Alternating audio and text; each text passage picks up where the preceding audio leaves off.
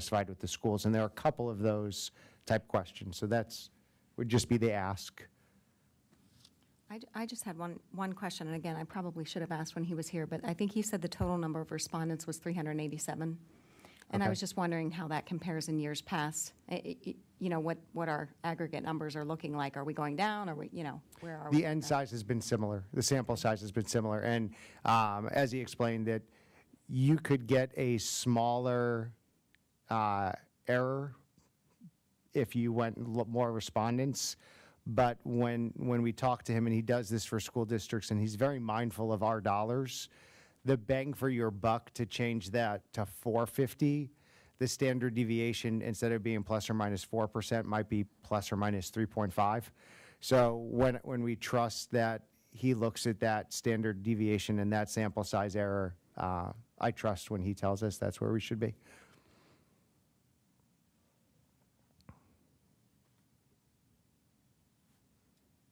Okay.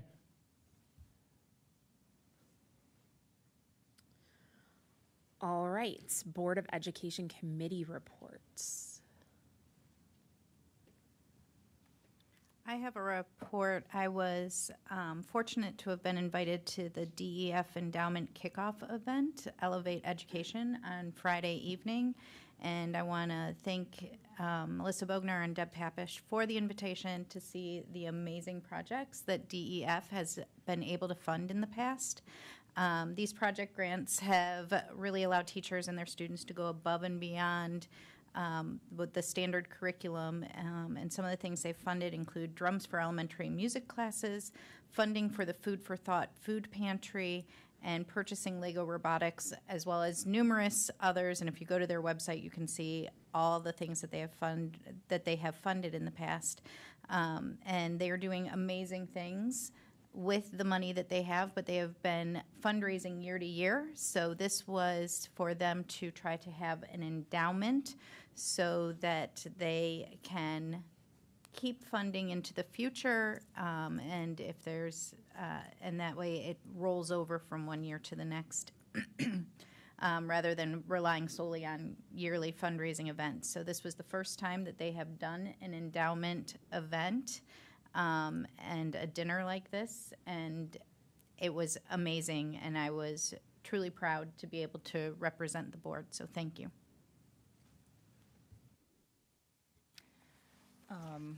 I have just a couple of brief things. Last week on the 20th, the PTO leadership meeting was held in the evening, and that was good. We had a decent turnout, I thought, and it was nice to see some new faces and meet some new people. And I think they really appreciated having the opportunity to come, since it was in the evening. Dr. Marshausen and Dr. Schwanke talked about the responsible staffing plan, redistricting plans for elementary and middle school, and also Infinite Campus and scheduling. And there was lots of interest around school finance, taxes, and state funding, and Infinite Campus. They had lots of great questions and just interest in that, which I think I'm really thankful that we now have the blogs that help people digest some of that information, because there really is an interest in the community in that. Also, we had the Housing Committee meeting on February 13th with EPCON, and my takeaway from that was they estimate that 2 students will come from that development, which is in line with numbers in the past. And I assume Dr. Marshausen will talk about that, so I'm not going to get too much into that. But Diana was there also. Do you have something that you'd like to share? Yeah, I do. This is in Delaware County, and this community is basically patio homes, a retirement community, but I do think it's important to emphasize 2 students expected. They are not seeking any tax incentives at all for the community, and even though they will be installing a turn lane, they're not looking for any kind of tax incentives for that, so the schools will be made whole. And, I just think it was very important to I thought it was great to be able to be at the table with them so they talk about what their plan is. And I think it's important for us to make sure that they promote it in a way that's genuine to the home buyer. You know, you can't guarantee a certain school within DCS, even though they're within the boundaries, because I think we've had that happen before. So, you know, it's just important that everybody is working together and really, you know, providing the most accurate information. And obviously, when schools are made whole, it's the best scenario for Dublin. And this is truly supposed to be more of a retirement community there. So, but thank you for having this committee. I enjoy it, and I look forward to having those conversations with future builders as well. I'll jump in. We had the opportunity to attend and present at the COSSBA, which would be much easier just to say NSBA, but for the sake of the public, 2 years ago now, our national association had a split off. So we attend the Consortium of State School Board Associations. And when we go to these, there's the opportunity, obviously, one, to learn, pick up nuggets of information, best practices from other districts, but also an opportunity to present and to share our story, share things that we've been able to implement and accomplish here in Dublin. And while it's always good to obviously take information away, I would say that having attended on and off for the past 20 years, it was probably one of the most memorable times for me in terms of the engagement of other attendees attending our events and then coming up to us afterwards. We legitimately, I mean, after the first presentation, it felt celebrity status to a certain extent. I mean, there was probably like 300 yards between where we were trying to go and where we were coming from. And the number of folks who stopped us in that first presentation that we gave was over our strategic planning, values, really the overall alignment of the district. And Dr. Marshausen did a tremendous job. We had Derek from F3 able to share our story, but then equally as impressive, and you worry on a Sunday morning at 8:30 what your attendance is going to be like, how awake an audience may be, but we got to share our story about our pathway programs and what we're doing with Rise Up, and Gordon Gow came from the Retailers Association, and once again it was really well done. I think as a board and I think as a community, it's a moment to be very proud of what we accomplished, because there's people from other high achieving districts throughout the course of the nation asking us questions, seeking to understand how we're doing what we're doing, and we got a great team here, and it's fun when you get those chances to be able to share it. So John or Brian, I don't know if you want to add as well, because obviously you guys were.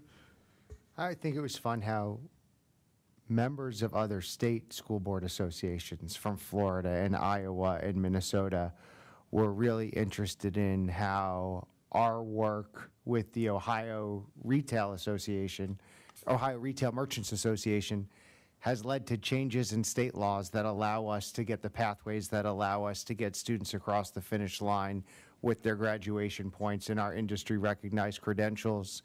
And being able to, I think we gave some people some ideas that they're going back to their states and getting involved with legislators and business leaders, and just proud to be there with Gordon. And that all started at our BAC.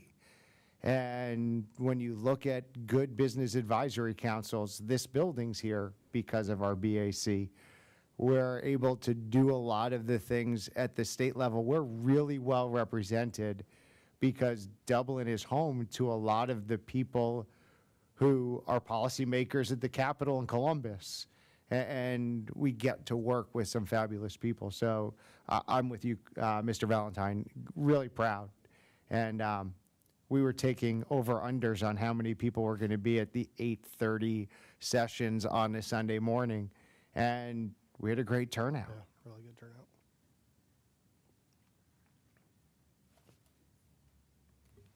Also, as we're in this section, just to follow up with Mrs. De Silva and Mrs. Rigby, we talk about Dublin leading. We kind of started getting this ball rolling about, I don't think people understand the impact of housing on school finances and levies, and it's not just us, it's regionally. and the Concord Township trustees asking EPCON, go talk to the school before we're going to put you before P&Z. That's big. And for me to be able to say to those trustees, their numbers are solid. We've run them against, Brian and his team ran the tax dollars against the valuations. Our friends at Cooperative Strategies looked at other EPCON developments of similar size homes in similar districts such as Olentangy and Hilliard to see that their student yield numbers are right. That's big. And tomorrow, the Mid-Ohio Regional Planning Commission is having an event with school leaders, a lunch and learn. I know some of the board members are going, some are taking place. It's a hybrid, some of it's virtual. That's big, that when we look at what was just deemed the fastest growing suburban area in the country, we need more housing. And I'm proud that we're part of the impetus to get schools at the table as part of those conversations. So we'll continue leading, pushing. It doesn't make everybody happy along the way, but it's what's right and it's what represents our voters in our community so that we're able to keep providing the level of education that we're providing as we continue to grow. Thank you. And Key Communicators is coming up this week. So it is now to you, Keegan. student representative. Keegan, before you start, I think everybody, if you don't know this already, Oh, boy. Absolutely impressive to be accepted into all 3 service academies. I mean, that is an accomplishment in and of itself, and I want to make sure that I say something before you continue with your report, but it'll be awesome to see whatever you do, whether or not it's at those academies or not, but it says a heck of a lot about the person that you are. I appreciate that. Thank you. So I have a couple comments just because stuff I've heard, and I wanted to. Anyways, so the DEF endowment kickoff, I actually somehow found my way into. So I was able to sit there and watch that, and it was truly incredible. It was a display of amazing individuals teaching and leading our district. Seeing the projects the teachers and administrators have been requesting and putting forward all across the district was inspiring. Mr. Cochran over from Scioto, it was kind of a funny joke. I mean, they had probably 60 slides for their entire presentation, and 30 of the slides was just about Scioto and all the stuff that they're doing. So that was kind of cool to see. And I kind of wanted to comment also on social media, just from a student perspective, because we, at least I, have been noticing the impact of the principals sending out these e-news. I'm able to stay a little bit more up to date on what's going on. I mean, part of the reason I'm able to, I'm just going to move that a little bit, make these reports with all the information that I have is that they are putting this out so people are able to see that. And not only that, stuff like Instagram and Twitter, I'm able to see a lot more. Apparently, I used to kind of have to search for it and be like, okay, what are they posting? And I'd hear about it, but now I'm truly seeing it pop up and engagement is going up there.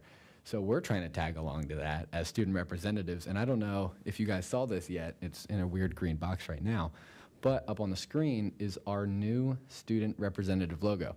So we were able to put that together with communications. There's a whole bunch of meeting behind it. The roots there are actually you guys. So we have you represented, don't you worry. The roots are you guys. You build us a nice foundation, and then us bridging the gap as a student representative to our, I don't know, tree of growth is what we're going to call it. The 4 different branches represent the 4 different high schools, and then as you see these leaves on different shapes and sizes is, in our mind, representing the students and the student growth. So we made sure to represent as much as possible in there. And then moving forward, we're going to try to develop a Instagram to provide updates based on these board meetings and what we're doing as a group. So that is all that out of the way, and here's everything else. Okay, so local scholarship for seniors are currently accepting applications. Scholarships range in purpose and amount, allowing all to be eligible to receive financial aid to pursue varying pathways after high school. Students, including bands, will be participating in the St. Patrick's Day Parade in the coming weeks. The district-wide SAT for juniors is on March 5th. Students were also able to participate in the district-wide job fair on February 23rd. Upcoming is a recognition of the Celebration of Excellence Awards for Kaufman, Scioto, and Jerome. Individual dodgeball preparations are starting all across the district in preparation for the large district dodgeball tournament. Scioto and Jerome's prom are on April 27th. Kaufman's prom is on April 20th. Spring sports are finally starting across the district. I'm a track athlete, so I'm very happy about that. Jerome had put on the performance of The Sound of Music. Jerome Model UN was also awarded as an exemplary chapter in their DC nationwide conference. Jerome's writing team competed at the Just Right Ohio Regional Tournament, having 4 Division I placers and the Division I first place team overall. Jerome's hockey team was also able to advance to the regional semifinals, the largest in our district. Scioto put on the performance of Freaky Friday. The Dublin-thon event is also coming up on March 2nd with proceeds going towards Nationwide Children's Hospital, specifically pediatric cancer research. Since starting in 2013, Dublin-thon has raised more than $85,000 for this cause. Scioto had 2 wrestlers win sectionals. Kaufman Drama hosted the play Jelly Bean Conspiracy and will be presenting Mean Girls in the upcoming weeks. The jazz band performed in Cincinnati with other bands across the nation. And at Emerald, the Penny Wars fundraiser raised over $2,000 for the Brown Bag Lunch Program, providing meals for families in our district. Sorry, I know this is long. Okay, so we also went into the middle schools. So we're starting a project to go into the middle schools because we as high schoolers are only able to reach out to a select amount of people. We have so far gone into Griselle to talk with the 6th, 7th, 8th grade student councils and also the principal's advisory group. We were able to talk about different aspects of academic, social, and athletic kind of questions. One of the questions we asked pertained to next year / high school readiness, and students from across 3 grade levels gave an overwhelming yes academically, but were concerned about social change and specifically 8th graders, the navigation of the larger high schools. Thank you. So if you have any questions about my cool logo, let me know. The logo is very cool. Are you guys planning on going to any more middle schools? Yes, our goal will be to bring a variety of the 8 of us to all 5 middle schools. Oh, that's fantastic. All right, reports and action items from Superintendent's Office. Dr. Marshausen. All right, we awarded the first 2 Hero Awards. This is honoring elite responses and outcomes. And in both these cases, Sean and Kathy, in one way or another, were lifesavers. And we are very proud to be able to recognize our staff members who go above and beyond and create an outcome without their response could not have been the same. We've got some more nominations coming up, and this is one of those awards that doesn't require a committee. When we see someone doing something exceptional, it allows us to recognize what they've done. As Mr. Valentine mentioned, we were at COSPA and our presentations. It was fun to be able to represent the district. And Gordon Goff actually brought his daughter, who is an 8th grader at Griselle, along, and that was also fun to have her there. And to watch Gordon embarrass her in front of a room full of adults as he introduced her at the beginning. But it's fun to have our students there representing us, too. We've gotten questions over the past several months about professional development activities and what does PD look like in the Dublin City schools.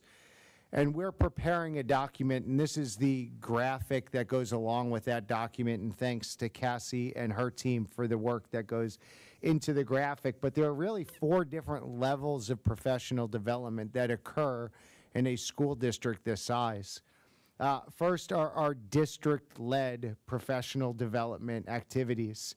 These are district-wide needs, often around state mandates, often things that we're presenting in the PD days before school or on election day in November, or we just had a day in February that allowed us to do that district-wide professional development.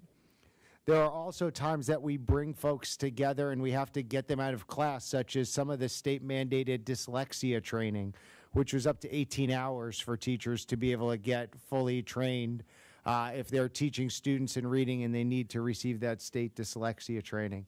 Our district-wide PD is planned by our staff at central office or a combination of teachers and administrators as outlined in our negotiated agreement with DEA, where we have a professional development committee that helps plan these district-wide events. There's also building PD that is often led and administered by our building principals. There are times that we may have a message that we want all of our elementaries to get, but in doing so, we recognize that every building has a little bit different needs, has a little bit different delivery system. So what Pete would present at Glacier may be a little bit different than what Lucas is going to present at Wright, but the thread needs to be the same. So between Mrs. Marples and her team and Sam Althouse and Mike Ulring, we'll tee up the principals with the need to knows and then allow them to deliver the information at the building level. And same thing goes at our high schools and our middle schools. We also have a lot of, and I think the majority of our ongoing PD is coaching and peer-to-peer. We have master teachers in every building who either by title or by respect that they've earned from their colleagues, they're the go-to people.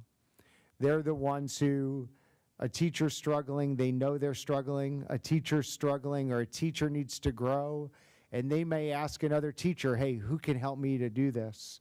And when we look at those professional developments that occur in our classrooms and with our coaches, this is ongoing, and this happens every day across our district. And then finally, we have individual professional development. All of us as staff members have individual professional development plans. You'll hear us talk about our Ippy Dippies. We have to go through a process where they're approved, where we submit evidence of our individual professional development. And this goes everybody from the teacher getting their first license renewed to the superintendent who gets to do this every 5 years. We have to have those plans, and they have to be approved by the committee and signed off on before the state will allow us to get our next license. So a lot of that individual PD is self-driven, and you go through our professional development committee that approves the things that you've done. Your local professional development committee. Another thing that we talk about is our LPDC. They're the ones who approve this. So what we're working on now is the backup to this document, which we will share with the board in the coming days. We will post online. So when people ask about PD, no, there aren't records to all of these things. And some of these things are between a teacher and the local professional development committee. A lot of this is informal. A lot of the book talks that take place in our buildings are taking place outside of school hours, and it's a teacher who reads a great book who says, hey, I want to do a book talk, and they just say, who wants to be involved? And there are things that take place after school or on the weekends or over the summers. So as we go through the different levels and types of professional development, one, we want to recognize the hard work that gets put in at every level. And two, as we educate and share with our community to inform what it is that's taking place, we want to be clear what's driven by us, what's driven by teachers, what's driven by the buildings. So more to come on this. This is just kind of the graphic that we have that we're working from. And thanks to Jen and Lori and Cassie and everybody for helping to provide clarity here. When we talk about always growing, it's looking for those small incremental ways to be getting better consistently. At a district that performs like Dublin, we're not looking at the big swing and something that's going to change how we do things. We're looking at slow, steady, and daily as how we improve. There are two of our engagement groups that we're looking to make these slow and steady improvements to. One of them is our Parent Equity Council. I think those of us who have been involved since I got here and it was formed would say we don't have it right yet. We haven't found how this group engages with the work that we're doing in this area. So we do have an active district equity council that has leads in the building. So we will be working with our district equity council, and we will be inviting our 2 board members who were appointed to the parent one. We're going to invite you to the district one as we talk about how do we look out to the community and how do we look into our students. So this isn't a single leader process. I loved when Dana McDaniel talked to me about the work that the city does here. He said it can't be someone wearing a rose, it has to be all of us. And this is too big for one person to lead, it has to be organizational. So we're going to continue to work on this. I postponed the last meeting that was supposed to be at the end of February. We're going to bring the parents together in April and get their input and see who wants to be involved in the 24-25 school year as we continue to try to recalibrate and make this a more productive and fruitful group. Cassie is taking the lead on key communicators. We've been through since when I got here, and this was Mr. Baker's group, and Mr. Baker led key communicators, and I got to go. And then with the transitions that we've had through our communications and our public information office, it kind of became my group, and now it needs to be Cassie's group. So Cassie is doing some brainstorming and reformulating. We have an awful lot of talented, amazing people in this community who, in their professional work, can be a great resource to us as a community. So Cassie's looking at making this group a little bit smaller. I think we have like 60 people we invite and like 12 come. So this group needs a little bit of a refresh. So when we talk about always growing, Cassie's going to take the lead on that as we look to refresh key communicators. And then as we look for 24-25, and we already have dates on the calendar, we're looking at PTO leaders. We will continue to bifurcate that schedule, sometimes meeting during the day, sometimes meeting during the evening. It allows us to kind of get 2 different groups of PTO leaders. It used to be called PTO presidents, but doesn't need to be the president. If they want to send the treasurer, if they want to send someone else from their leadership team, that's great. STAC, we've done great work with Superintendent Teacher Advisory Committee. It's productive, it's fruitful. Very pleased with where we are with that, so we'll keep going. Student and Superintendent Advisory, we're really looking at dodgeball right now. So SAC will keep going as we focus on that, what will be a sunny Friday evening in May this year. And finally, our BAC. We're the model, and we work to keep getting better. We're off-site again on the 5th, I believe, of March, as we're meeting with some of the Central Ohio food organizations. We have met at Ohio Excels, and we continue to look for those opportunities to engage and grow our partnerships with our business community. It makes us better. When you think about what we do as a school district, we are workforce development. Our job is to get kids the skills so that they can be successful after they graduate. And those leaders help make us better. Any questions from the board members? I just had one going back to the professional development slide that you put up, and it's more of a point of clarification. I know the answer, but I'm going to ask the question. Clearly, a professional development can mean a number of different things, hit on a number of different topics, and it looks different from level to level depending upon what we're discussing as well. But for verification, based off of some of the questions we've gotten from the community, our professional development, especially anything that is being driven from the top down, would not run counter to the expectations of district policy. Of course. And in fact, Mrs. Philemon, who just joined us as one of our district council, as we look at both district policy and state law, There have been some laws that have recently changed that when they take effect, I'm guessing about 60 days from now, if I remember when it was signed, we've got some PD to do to catch up to state law. And those district-driven professional development opportunities. And if it's something that we've got to get to our teachers and staff before the end of the school year, because it becomes law 90 days after it was signed by the governor, we have a management meeting next week with all of our principals. There are times we will put in our principals' hands, this is what needs to be shared so that we stay compliant. And we put that in our principals' hands. We're in a time where I think the last I saw, this General Assembly had over 680 bills presented. We're at a time, and it's not just Ohio, it's across the country, that state legislators are getting more and more involved with schools. We're often having to shift and provide PD. We met today to talk about reading programs that are part of House Bill 33 with the changes in the science of reading. So, Mr. Valentine, yeah, we're pivoting frequently, and there are times things that were professional development 2 years ago, because they were accurate 2 years ago, may not be accurate today.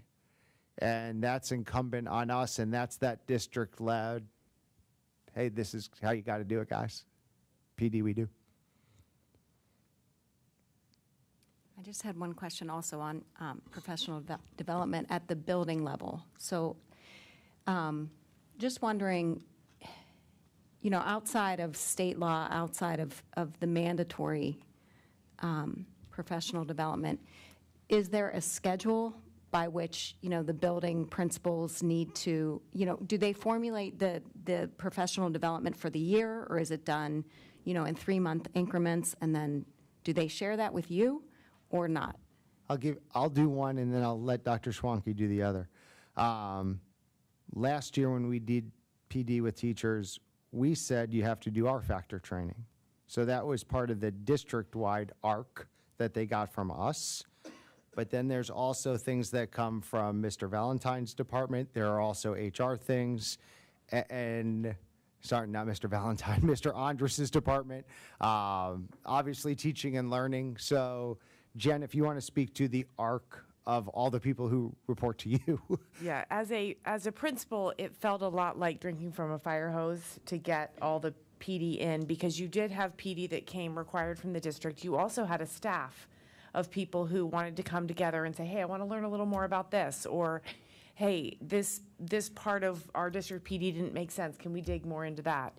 And so most principals have a BLC, or a Building Leadership Committee, or a PLT, a Principals Leadership Team. And those committees are made up usually of lead teachers who want to be on the committee, and they meet regularly. Don't hold me to this, but typically monthly. And they would bring ideas from their colleagues about professional development.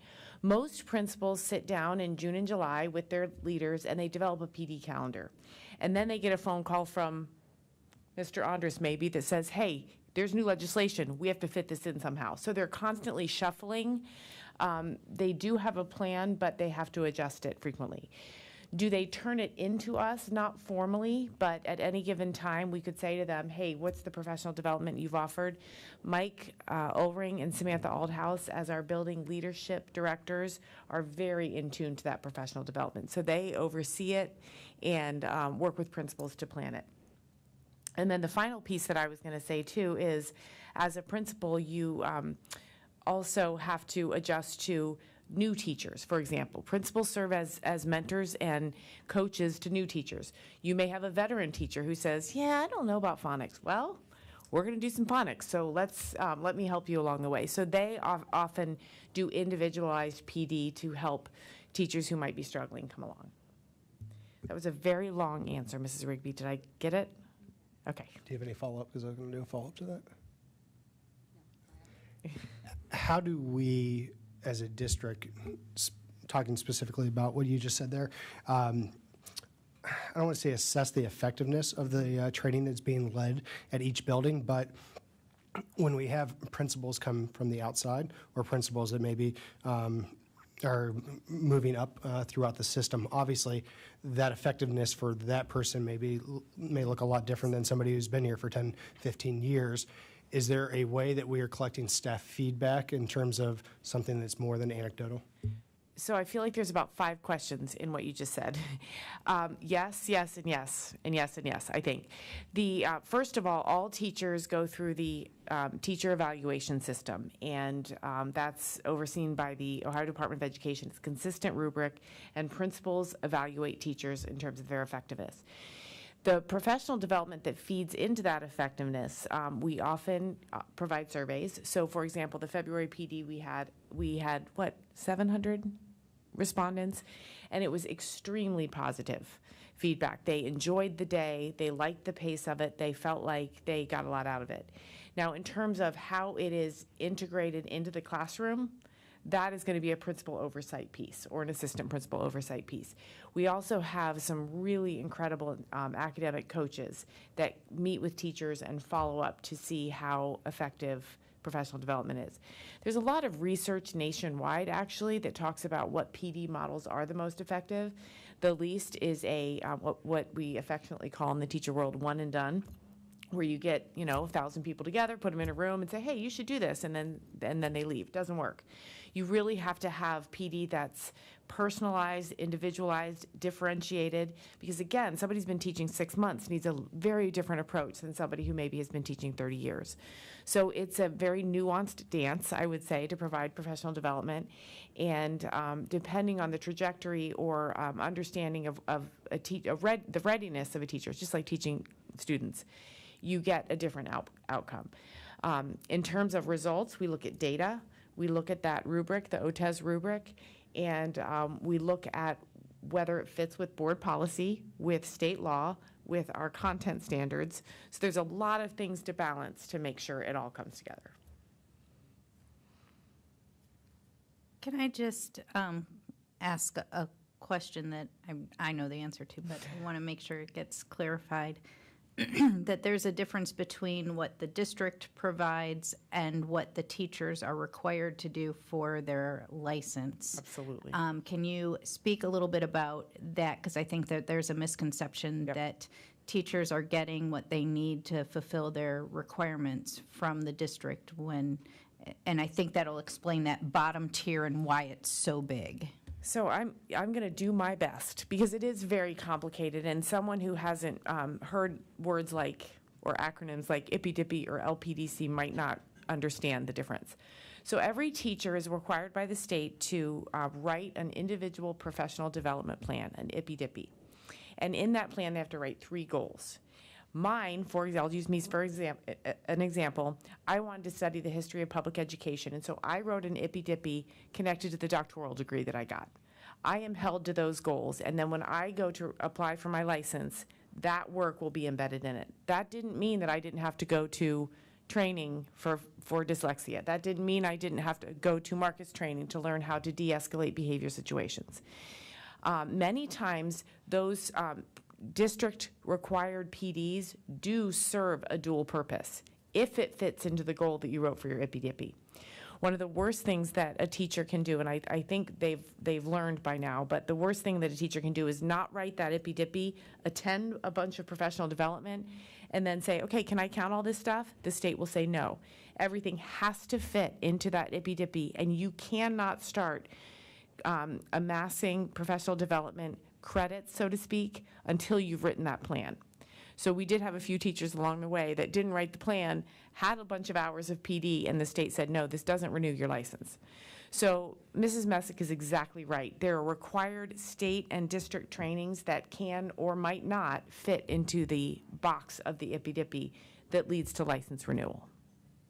How'd I do, Mrs. Messick? Okay. Thank you for I love questions where you might know the answer, but our public does not. It's very complicated to oversee professional development and lots of options that our teachers need to adhere to.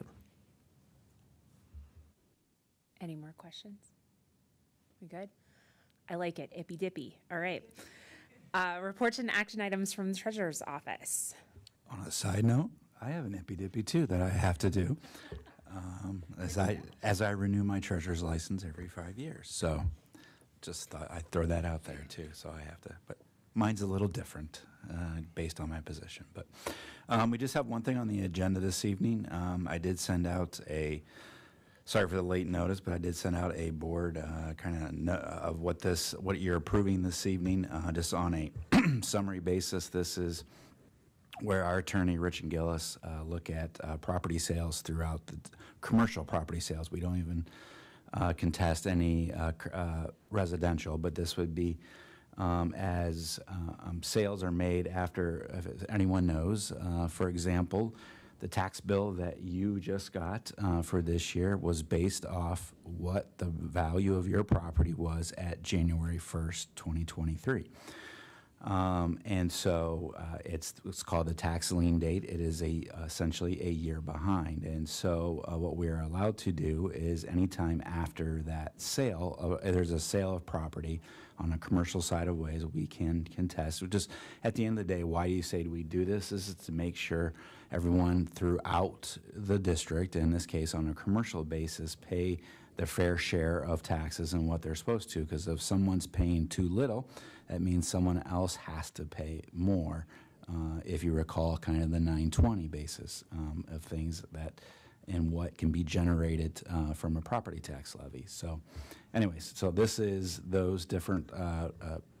These are those properties where now we are required by House Bill 126 that was passed in 2022 to have the board approve those owners and parcels where sales complaints will be filed.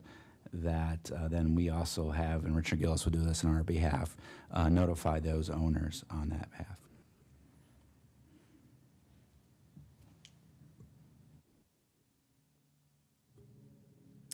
Thank you. All right. It's recommended by the treasurer that the Board of Education approve the attached resolutions to file complaint against valuation of real property tax for 2023. Do we have a motion? So moved. So moved by Mr. Valentine. Do we have a second? Second. Second by Mrs. Silva. Call the roll, please. Mr. Valentine, Yes. Mrs. De Silva, Yes. Mrs. Messick, Yes. Mrs. Rigby, Yes. and Mrs. Gillis. Yes. Motion passes 5-0. Reports from Department of Academics and Learning. Okay, we are going to take a little bit of time this evening to give you an update on Journey 2030. So if you all recall, these were the goals, four foundational goals that we wrote over the summer. And by we, I mean myself, Mrs. Marple, Mr. Andres, and Mr. Boney, and Mr. Shark, 5 of us actually. So we aren't going to take a ton of time to go through these right now. We're just going to give you a quick snapshot on how the work is progressing. When we give an end-of-year update, we will have data, we will have information to share with you that will really tie to the progress of the goals. For right now, though, we just wanted to kind of revisit it as a board and revisit it for our public so you all knew we didn't just stop working on these goals. So first up will be, well, sorry, let me back up one moment. We're going to talk about academics, partnerships, student experience, and master planning, facility planning. We'll go in order, and then they'll toss the ball back to me, and we'll take questions all at once at the end if you have them. So first up, Mrs. Marple, give us a recap first, and then tell the board about the current work. Absolutely. Thank you, Dr. Schwanke. So here you can see the 2030 academic goals that were presented as part of the strategic plan. You might recall that this is separated into 2 buckets, one being early literacy and the other being secondary pathways. Just to remind you, within early literacy, we had set this goal that was largely focused on ensuring that our students by 3rd grade are proficient on the OST, or the Ohio State Test. The projection towards that proficiency benchmark is visible through students being at or above the 47th percentile on the national map. In working towards this goal, we had outlined some things like screening our kindergartners, increasing MAP achievement percentiles in grades 1 through 3, and also ensuring that we have targeted literacy plans for every student necessary. And for the 6-12 secondary Pathways goal, you can see here, just to remind you that our focus was on ensuring access for all students to multiple experiences that would broaden their opportunities. We've talked a lot about Pathways broadening student opportunity, not narrowing them. This pathway focus has led us this year to think a lot about our middle school experiences, improve our tracking and support of students as they vertically progress through Dublin City schools. So if you take a look here, you can see I've listed out for you, our current work in these two areas, and I'm going to take a couple minutes to talk them through with you. For early literacy, first of all, this fall we started using the DIBELS 8 assessment for fall data collection around early literacy skills. We call those foundational skills.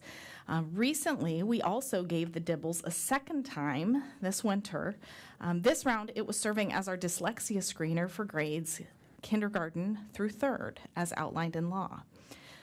If I'm honest, this assessment has really been a driving force for much of our early literacy work this year, as it's given us new detailed information about the different areas of early literacy and allowed us to make some changes and see some gaps and opportunities as we continue our work. As such, we've continued professional development for our teachers in this area. In the fall, our elementary teachers were trained in DIBELS 8. We did a lot of side-by-side coaching with them, modeling what the assessment might look like, and helping them give the assessment and interpret the results. Our grades 2 and 3 teachers also this fall completed their required dyslexia PD, that 18 hours. If you recall, we had 12 hours left for that group. We've also been working on instructional shifts within our literacy block to ensure that we are being responsive to our readers based upon the data that we've collected.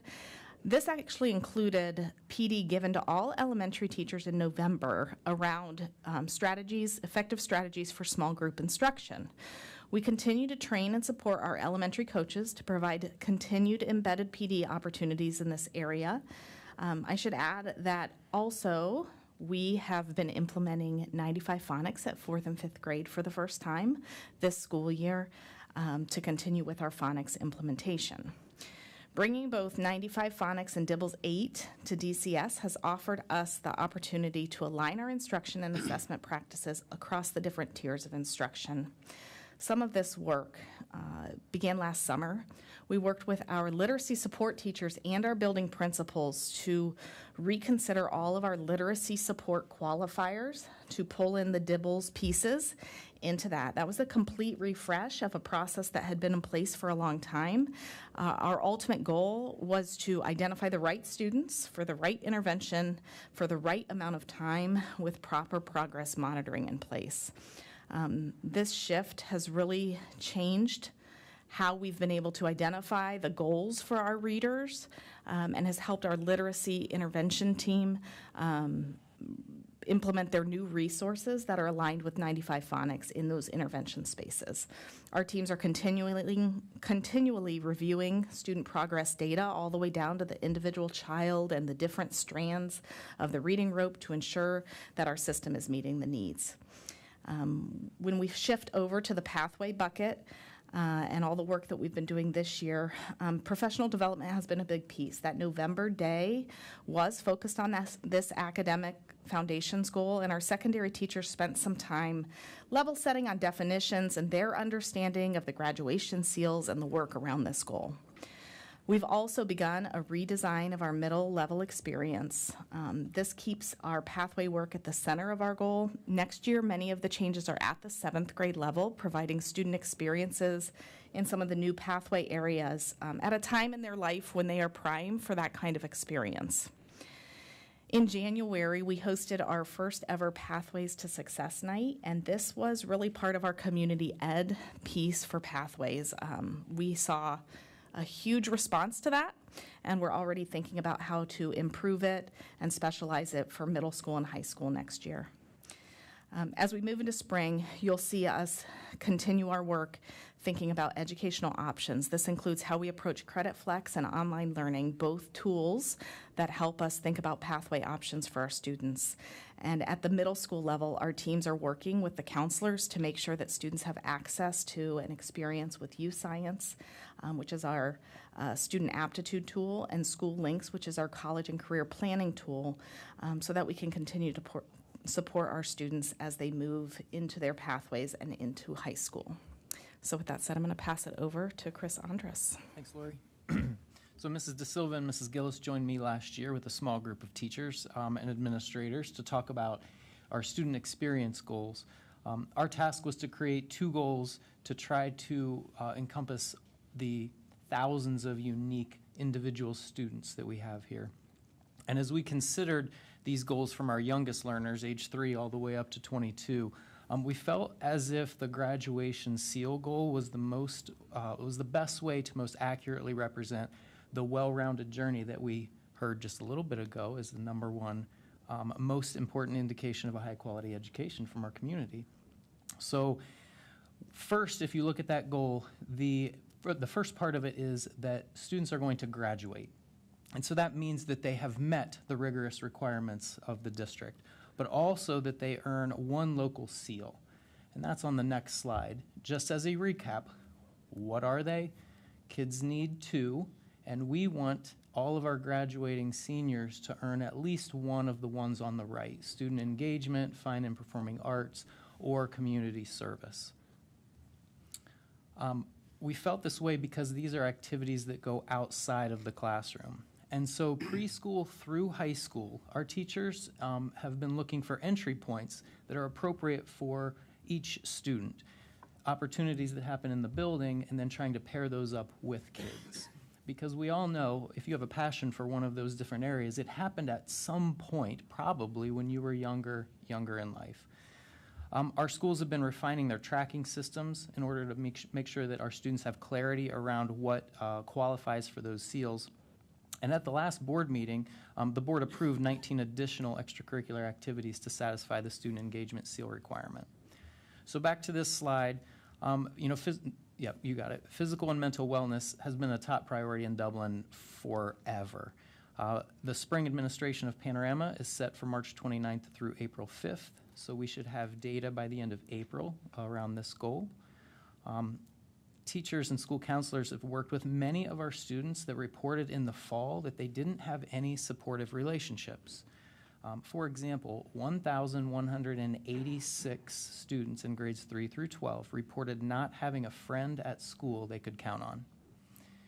And finally, we're wrapping up a successful second year of Hope Squad at our high schools and a great first year of Hope Squad at our middle schools.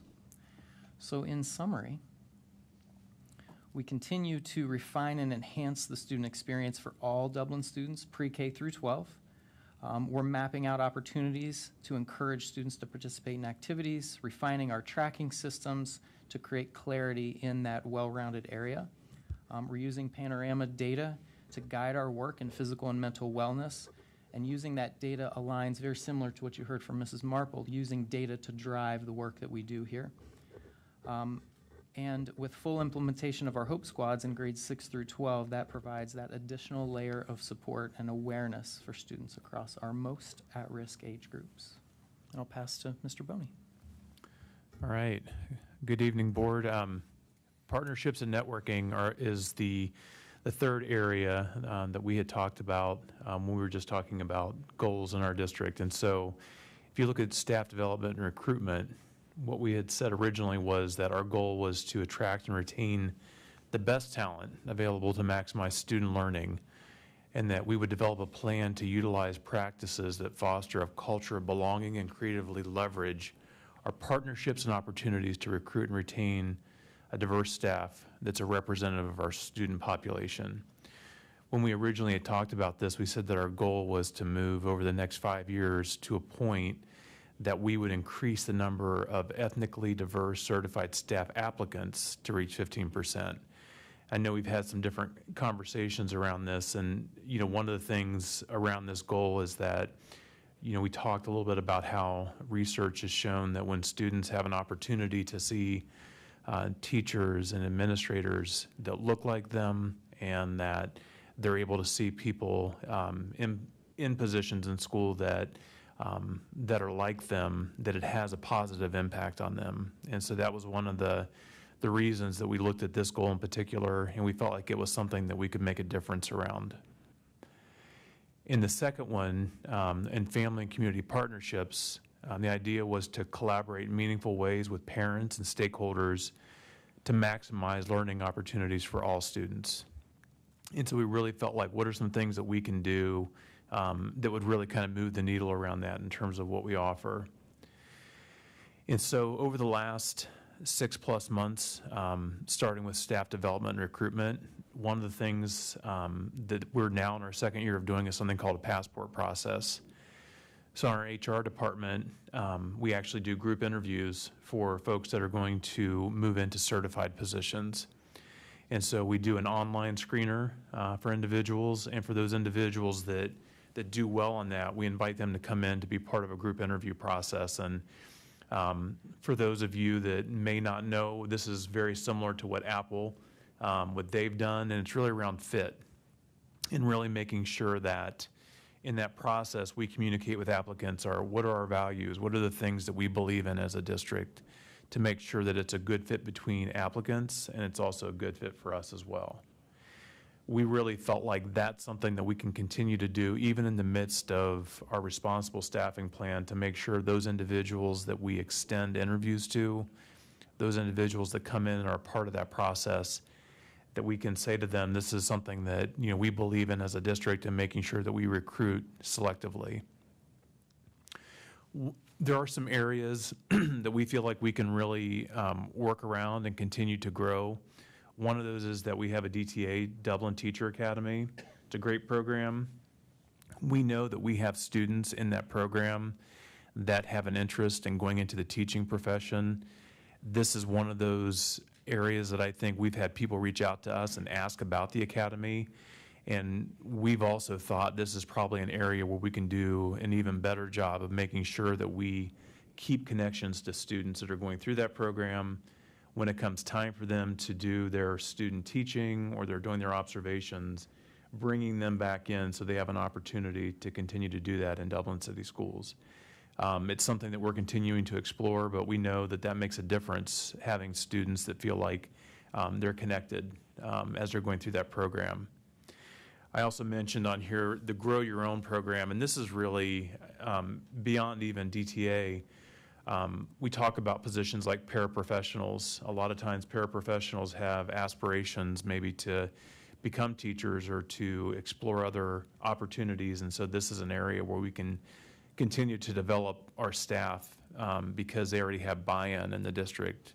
They're already here, and so they want to find ways where they can continue to grow as professionals as well. The last thing that I mentioned on here is selective recruitment.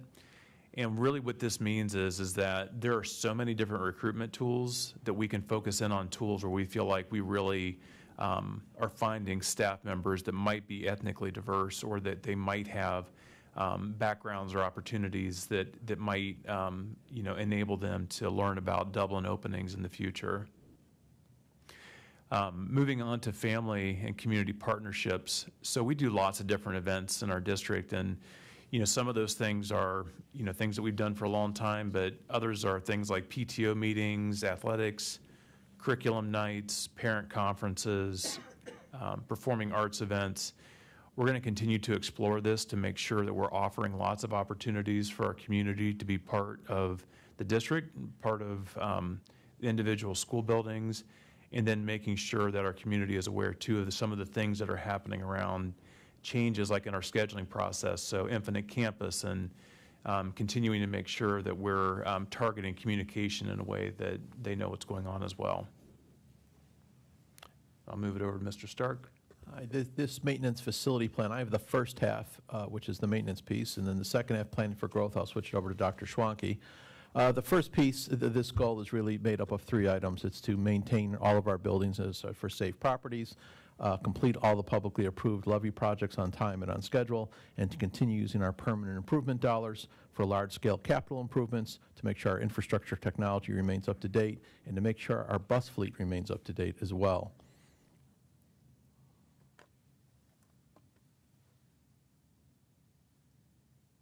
There we go. And this is reflected just by, we have close to 50 projects we're working on right now. Over 40 of them are the bond projects, such as Stadium Turf and elementary playgrounds and Elementary 15, which we should have final permits signed by the city this week, which will break ground next week. The preschool addition will start in May. And then we have permanent improvement projects that are not only for 2024, but we're already working on 2025. We'll be bringing the board recommendations for approval for architects for 2025, starting in April. So that's coming right up. And just to make sure that everyone's up to speed on all of this, we just shared with the principals today, and we'll be sharing with the board on Friday's report, a list of all of our projects. It's a very concise document that shows every project we're working on, the status of it, how it's being funded, and when it's going to start, when it's going to end. So we're making sure everyone stays up to date. And now over to Dr. Schwanke. Okay, and I'll wrap up with planning for growth. As we talked about quite often in our levy cycle, or the levy conversations in the fall, we do need to do some redistricting to manage the growth in the DEP and Eversole Run area. So this should not be a surprise to our community. However, as Mrs. De Silva can attest to at the PTO leadership meeting, this is a topic they really, really wanted to talk about, a lot of questions. And the truth is we don't have a lot of the answers. The work has not yet started. We are going to contract with Cropper GIS, which is a professional firm that does redistricting all over the country. And that firm is going to take a look at our district maps, demographics, the cooperative strategy, enrollment projection report, and make recommendations. Now, we do have an entire team, and it's called an internal planning team, IPD, because we love our acronyms. The IPD consists of representatives of principals, central office folks, and a couple of teachers as well who might have a voice that needs to be heard. That is not a decision-making group. I want to be very, very clear about that. That is not a decision-making group. We will take input from our community, and you can see some dates on there. There will be a webinar that Cropper GIS will run, and then there will be an in-person meeting that Cropper GIS will run. They also are going to develop a specific website that community members can use to go and provide their thoughts and feedback. We got a question from one of our PTO parents who said, well, does that really matter? And as Dr. Marshausen said, absolutely. Cropper has reassured us that many times that input does provide a different way to think about the proposed maps and so on. Again, I can't emphasize enough. We don't have maps drawn. We have not made any decisions. Some folks seem to think that we do, and they know where they're going to be moved. And that just simply, I just want to make it very clear that there aren't hidden maps somewhere. Students affected, that's really the key question. Most parents want to know, is it my child? There are going to be changes in select elementaries. This is not a promise, but just the area in the Northwest with Deer Run, DEP, Glacier Ridge, Eversole, and who am I forgetting? Oh, Pinny. Did I get it right? Will be affected. Middle schools, there will be quite a few changes. We don't know what those are, but most middle schools will see some movement. The best thing I can offer there is to be patient. We will be clear. We will be transparent. There will be a lot of opportunities and for people to provide their insight and perspective. So that wraps up Journey 2030. I know it was a lot, but we'd like to open it up to any questions you might have to a specific leader here at the table or to me. Mrs. Marple, I just had one question about the dyslexia training. After the 18 hours of the required dyslexia training, what does that look like after that? Is there ongoing professional development, or how does that continuation happen for teachers? So we are still trudging our way through the requirements of the law. So the next piece is our 4th through 12th grade ISs. Also need their 18 hours. Those modules were released last week, and Chris is working on a plan for that. In addition, In House Bill 33, there was requirements for 30 hours of science of reading PD. That hasn't been released yet, but it's currently under development in partnership with something called Keys to Literacy. And we're waiting to see what that next step is. So those are the formal pieces, Mrs. Rigby, but there's also, I would say, regular ongoing science of reading PD going on in every school right now because of the nature of the data-based conversations around DIBELS 8, looking at what we need, and just thinking about our literacy progress as a whole. Yeah. I have a question. It's probably for Mrs. Marple and Mr. Andrus, kind of. With the middle school students, how has the conversation been brought to middle school students around building their pathway and also the SEALs and planning all of that? Because I know, they're younger and Yeah, it seems like a big thing. It looks a lot different. We're not talking about graduation seals necessarily with our middle school students. Right now, it's conversation about aptitude and interest and helping them understand more about themselves and think about what things they might be really good at, what things they might be interested in, and where those things overlap, where they can get the most progress with those things. And so those tools, U-Science and School Links, are helpful, and our counselors at middle school are actually planning push-in lessons to spend time with students. So that's a quick, condensed answer of a lot of work. Thank you. I just have a question, actually two questions for Mr. Boney. One is, I just wondered if you would elaborate a little bit. You said selective recruitment, what specifically that is or looks like. And then my second question was about the passport process. Is there more than one interaction where it's multiple, candidates being screened? Or is it just that one session where there's multiple people and then they move into a one-on-one or a two-on-one after that? So I'll start with just the passport process, Ms. Rigby. The way that works is, so if you're an applicant and you apply in Dublin City Schools, then as part of your application process, you take an online screener. And so the online screener generates a score that we're able to look at, and it also goes into different domains. So that online screener, we can go through that, we can sift through that, and then we can, look at that to see who's applied and then invite people in for really either a first round interview, and that first round interview is typically that passport process.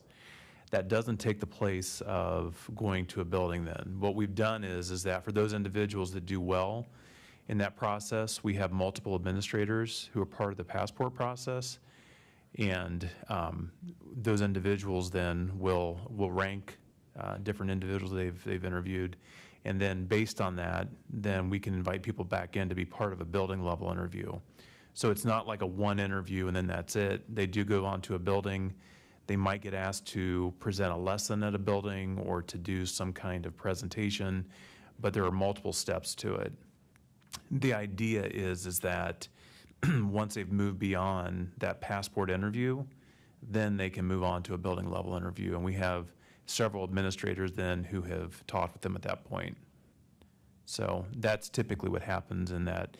And that passport process is what we use for all certified applicants. So whether they're a school psychologist, whether they're a teacher, they go through that process.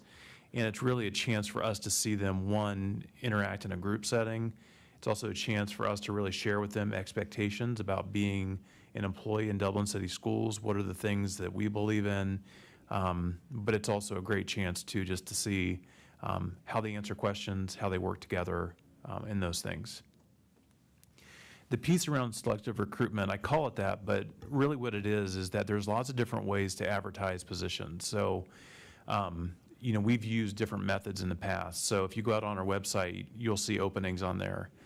What we have found is that's not always the most effective way to let people know that we have a vacancy. And so some places have used Indeed in the past. There used to be Career Builder, Monster, like other places. But we know that, using our social media, using our platform where we can, share vacancy with our district, and with Dublin is important. And then we can also then, use different websites like diversity.com or other websites where educators that may be part of different ethnic groups might also be looking for positions. So when I talk about targeted recruitment, it's really looking at what are the websites where we feel like we would get the most bang for the buck, because it's reaching out to a broader group than might typically just come and go to Dublin City Schools exclusively.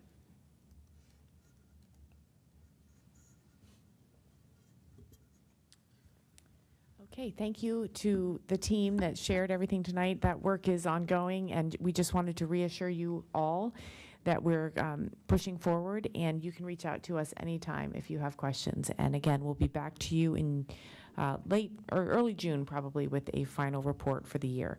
One final note, our principals use these goals in Journey 2030 to develop their own building level goals for the year. And Samantha Althouse and Mike Ulring use those, get all the principals together, and they cooperate and collaborate with members from Lori's team, Brian's team, and Chris's team to write those goals for their teachers. Thank you. And at the same time you get updates on this past year's goals, we're also formulating the goals for the next year. And some may be continuations, some may be ratcheted up, some may be, this doesn't need to be a goal anymore, and here's where we're going to pivot. We will bring you a draft of those goals about the same time we start to wrap this up, because we will ask for your approval again as a board on the annual objectives for 24-25. So this is an iterative process that allows Journey 2030 to grow and improve and evolve as time goes forward, so that we're not stuck with a goal in 2028 that we set in 2023 when things have changed. So you will all have not only the opportunity to see the end numbers and results from this year's goals, you'll get to be part of the process as we craft new goals that may be different for the next school year. Thank you. This is just first reading, so do we need to note global travel handbook revision? No, and I apologize. I thought I was done. I was sitting back. Global Travel Handbook just has some revisions for you to take a look at. Not significant ones, just little tweaks here and there. Our global travel program is overseen by Mr. Mike Ulring, and huge shout out to Nikki Hughes, my administrative assistant, who I call her Eagle Eye because she catches every single comma that's out of place. So take a look at it, and we'll do a second read for approval next time. Wonderful, thank you. Reports from Department of Operations. Good evening. We only have a couple items tonight, both dealing with transportation. The first one is another payment in lieu. These are people who are eligible for transportation, but they're taking the payment in lieu of transportation instead. That goes throughout the year now. In the past, it was a big list, but we don't have to. Those who are already eligible no longer have to be board approved every year if they're already eligible. So as they come in, then we bring them to the board. And the second one is a permanent improvement project that we have slated for this year. Earlier this year, the board approved ES Architecture to look into a few of the bays over at Transportation. As you know, our Transportation Department has been growing, and instead of getting another transportation outfit, a location, we're trying to do the best with what we have.